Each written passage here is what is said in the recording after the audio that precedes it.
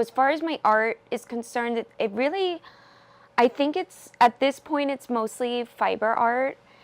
And so I'm doing everything I can with every type of different content of yarn, from mohair to silk to wools to cottons, acrylics, silk. I'm really trying to explore and expand what fibers I work with, as well as how to work with them. What I have been pursuing for the last year is my wearable art, which is pieces that are all handmade in New York by me, and I have some help. I'm not going to take all the credit. I do get a little help from my friends, and it really started with the idea of these pom-poms and this sphere and this circle that I just love things that are round. I feel like it's like a sign of like the world and eternity and infinity, and it's like there's no end and there's no beginning. And I took some time to really perfect my pom-pom sculpting, and I would sit with like an exposed clip light, and I would just like kind of make the perfect sphere, and I would go into like a trance. And so that's another way that I apply my fiber arts. And building with those pom-poms, I wanted to build sculpture.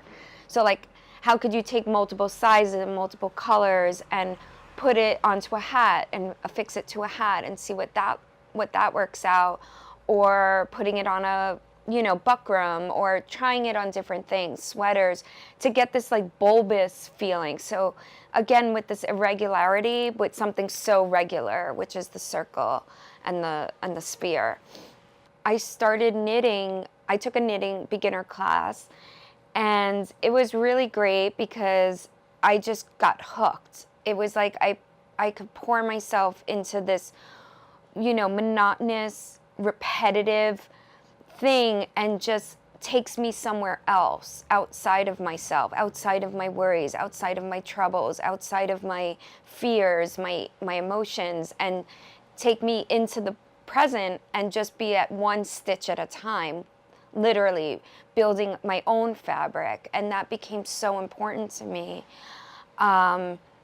because with one pull of the thread and it all collapses too. So that was like really interesting to me, that just out of this one single thread and these two wooden sticks, you can make beautiful fabric.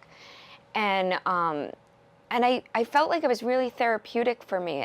It served a very therapeutic purpose, and I think that's why I kept doing it. And I couldn't stop. And then I felt like every time I was running out of yarn, I would get nervous, and I would go back to the yarn store, and I made a community there, because they would see like this passion in my eyes, and I'm staring at all the colors on the walls, and I was like, these are my people.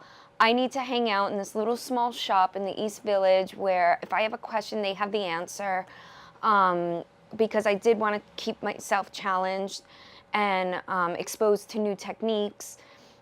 And I studied there in the evenings, like, I took a few classes there over the course of the last 4 years, and it's just a beautiful experience to have that community, to have a bad day and be able to walk in and get cheered up instantly, and to look at something and say, and let my fantasy play out and say, oh, I want to make this with that yarn. I'm working on my first group show, which I'm super excited about. And it's a tribute show to my grandmother, who recently passed away last November. And one of the things we had in common, or one of the heirlooms I've received from her, were her collection of knitting needles. And it's not only really sentimental to me, but I'm trying to find my own spirit with it. And the other inheritance I received from Grandma was her little miniature perfume bottle collection. So I wanted to incorporate that mixed with the fibers as part of this installation that I'll be doing in a gallery in the East Village as part of her tribute show. So I wanted to take something that's glass and clear and pure, mixing with all my color that inspires me and seeing how I can make sense of that. And as I'm building this journey towards this installation, I was like, well, I need something to hang it from. So I went shopping at hardware stores, and I came across this one shop, and it was like a garden store, and I found these like long bamboo rods, and I started yarn wrapping them and taking one single yarn and just wrapping it over and over again to build this beautiful organic shaped rod, which everything will be hung from. And in my mind, I hear my grandmother kind of being like, why are you wasting all that good yarn on this gluing and this stick? You know, why aren't you knitting with it? So her spirit is definitely with me. So that's one of the, that's just one part of what I'm doing, is trying to build myself as known as more of like a formal artist. I would say my biggest inspiration is to look inward. I really appreciate nature.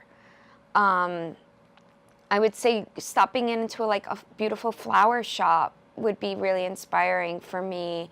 Going to the cosmetic counters or playing at Sephora and looking at like eyeshadows and lipstick colors, and like all of that inspires me. Like more day-to-day things, people watching inspires me. Going on a subway ride inspires me. When people see my stuff on the street, they smile, and they don't know me, and they don't know the people that are wearing my product or buying my product.